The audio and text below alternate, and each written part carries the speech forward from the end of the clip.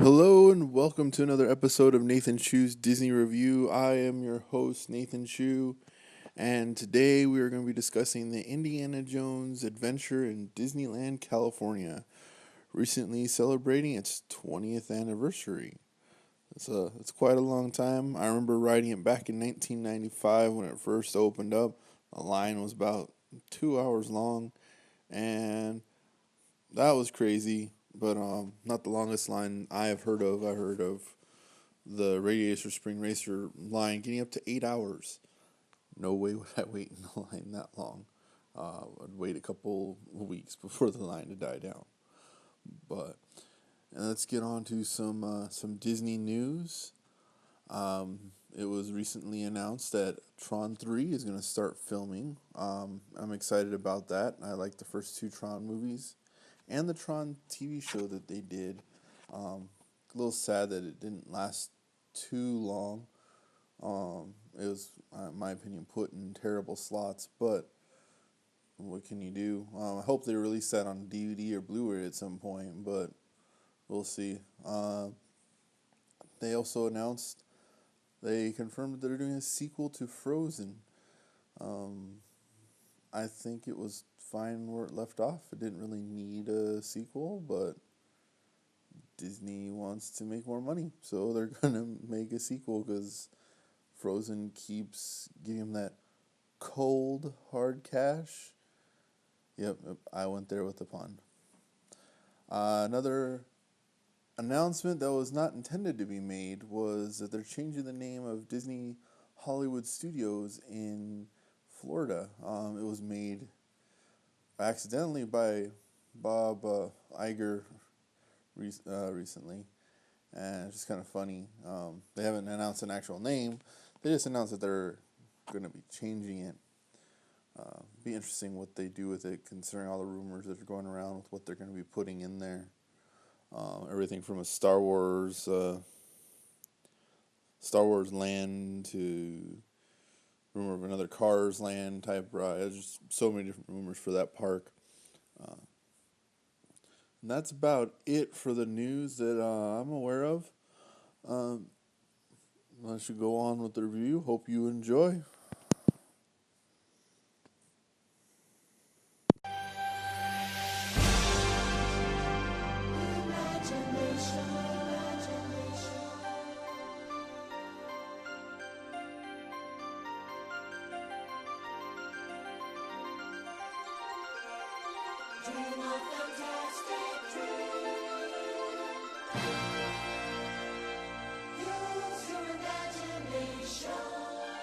Indiana Jones and the Temple of the Forbidden Eye.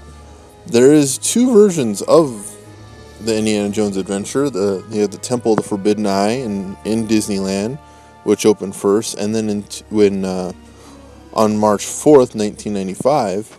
And then you have Indiana Jones Adventure, the Temple of the Crystal Skull, which opened on September 4th, 2001 in Tokyo Disney Sea. That predates the movie, and it has nothing to do with the movie. That is kind of really hated. It was okay. It is the least favorite of my Indiana Jones films. My favorite being Last Crusade. That might be just because I saw that one before I saw any of the other ones. And at the time, that was the last movie. But the ride is based off of an adventure of Indiana Jones. They find this temple of the Forbidden Eye, which is guarded by its deity Mara, who, if you stare into the eye, or if you look at her in the eye, she will cause havoc. And this ride in Adventureland was at the time the most expensive ride built in Disneyland.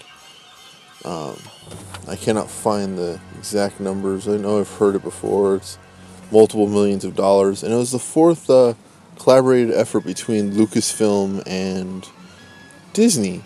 The first three being Star Tours, Captain EO, and the Indiana Jones Stunt Spectacular in Walt Disney World. This ride is, you're in a Jeep. You start going through the temple.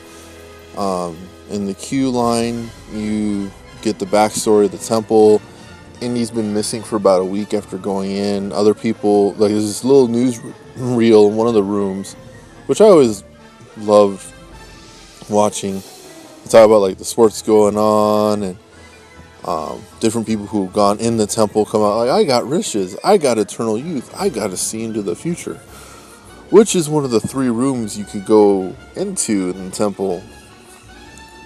But someone always has to look into Mara's eyes, and you get sent through the temple trying to avoid all the pitfalls and traps and everything with a little help from Indiana Jones, and then narrowly escape a rolling down boulder. Uh, I love the ride. I love the queue for the ride. It was one of the first kind of interactive queues that I'm aware of. Definitely the first one at Disneyland. I'm not counting like Space Mountain, where you used to go through and you see the television and stuff. This one, you actually could trigger events. Like, they used to give out a little card, sponsored by AT&T at the time, and it gave you little translations for the wall. Because before Fast Passes, you actually had to stay in the whole queue, which is filled with different little things to make it movie props from, not necessarily from any movies, but props to make it look like you're going into the 1930s, which Adventureland was kind of made over to more look like it was the 1930s to fit with the Indiana Jones adventure. They did reroute some of the Jungle Cruise to put this ride in. There's a Jeep, no, not a Jeep, I guess a transport vehicle that's out front that was actually used in the Raiders of the Lost Ark.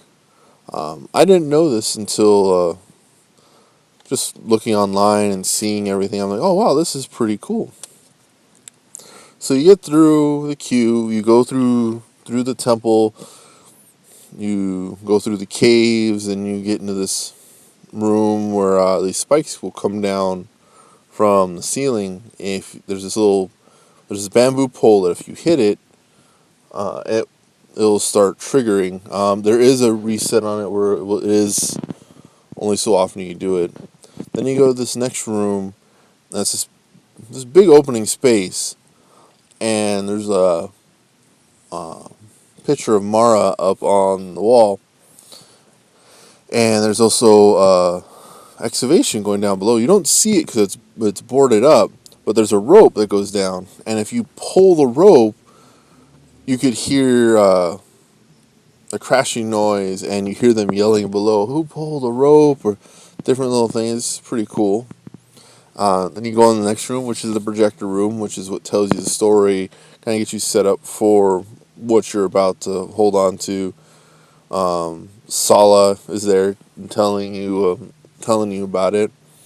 Then you just go up around the corner. You get your first glimpse of the ride vehicles, and then you go up around and you go down the center where you can load on the right or the left. And then you get in the vehicle, which holds 12 people, 3 rows of 4. If you actually request to be the driver, most likely they'll accommodate you. I've been with people who were the driver, and I got to drive once, which is kind of funny. You don't really drive; it's just you get a hold on. You can hold on to the steering wheel, which is just fun to do. Adds a little bit more to it. Then you go in the room. You go into one of the 3 doors, and someone there has to look at Mara. Don't know why. No one can always just look away, and we could have all these riches and stuff. Then you veer to the left because Mara's a giant statue. You veer past her. Indy's holding the doors shut for you and helping you get away. Then you just start going through the ride. You go past the skeletons, over a rickety bridge, past a giant snake, down, and then you make some sharp turns. You go around. And well, I'm not going to tell you everything in the ride, because I believe you should ride it yourself, if you haven't already. This is a must do at Disneyland. I love this ride. I always try to go on it. It does break down occasionally just because of the way the ride vehicles are. But the use of technology in this ride is just, it's amazing sometimes what Disney Imagineering comes up with and how to solve these problems. I'm going to go behind the scenes a little bit for what I've seen online, heard with different interviews, especially from Imagineer Tony Baxter, who was, I think, he might have been the lead of Imagineering at that time. And I'm going to go through and reveal a little bit behind the magic of Disney. So if you do not want to hear it, I'd stop the review now, fast forward it. If you continue on from here, cool. Means you're interested like I am behind the things. This is like, none of these ruin it for me. It just makes me more interested in wanting to ride it more. Now I'm going to start out with the three doors. It's not actually three. It is three doors, but it's all goes into the same room. What happens is the room shifts for you. So there's like this. It's like a giant turntable almost, and it'll turn so you could see what door you go through. And it's actually pretty cool because they're triggering on what door you go through that room with the help of black lighting and these interesting screens that they use and projections, and just regular lighting in general. It changes what room, it changes the look of what room you go through, and that was pretty cool. When I learned that, I was like, "Oh man, how did they think to do that?" Like, it just amazes me. And then the ride vehicle itself, the bottom part where the tires are is just stable. All the ride vehicle is called an EMV, enhanced motion vehicle. Now, what it is there's a bunch of hydraulics underneath that actually that's programmed to make you feel like you're moving, like it can make you feel like you're going down steps, make you feel like you're taking even a sharper turn than you actually are, make you feel like you're going over the rickety bridge, make you feel like you're moving backwards even though you're standing still, and I'll get back to that one. And that's, like, you can kind of see that when you're looking at it, that's what it's going to do. Maybe you don't know if you're not paying close enough attention or whatnot. But it was ingenious how they did that, because that was the first ride vehicle of its kind like that. They used it for this ride and what's now known as the dinosaur ride in Animal Kingdom. I think it used to be called Countdown to Extinction. I don't know. I've never been to Walt Disney World, so I'm not 100% sure. And the weird thing is that ride vehicle has a maximum speed of just 14 miles an hour, and it's weird because it seems like you're going so much faster. Another trick in the ride. Most of the tricks are from the EMV, like make you feel like you're going over a rickety bridge, make you feel like it's swing. Like, it does all that. Another trick, which the backwards thing, which we talked about before, is in the final part of the ride where the boulder's coming at you. You're actually not moving backwards. It's the room that's moving forwards towards you where the boulder is. It's a kind of like an optical illusion, where the floor gives way and you go down. You actually just stop there, and the room starts moving towards you, and then you escape. It's just a matter of of perspective, and that's what Disney's great for. Like, there's so many different things that they do that make things seem they're doing one thing but actually doing another. And that's all part of the theming for the park. It's just almost masterfully done. Like, you just immerse yourself in the world. That's probably why I love Disney so much, is it makes you forget every of your other problems.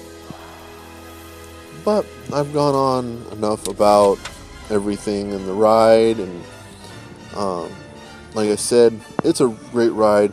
You need to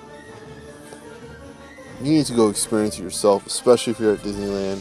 Whether you get a fast pass or anything, or if you just wait in the queue and see all the stuff that's there for you. I hope you enjoyed the review. You can follow me on Twitter at Nathanchu. That's Nathanchu. You can follow also RB Jamfest on Twitter. That's our website's Twitter page. You can go to redbuttonjamfest.com for more content. I do other videos, Nate's Wonders, where I go around primarily Arizona. But if I go somewhere cool outside Arizona, you know, I might as well share it if I record it. Hope you enjoy the review, and see you next time. And remember,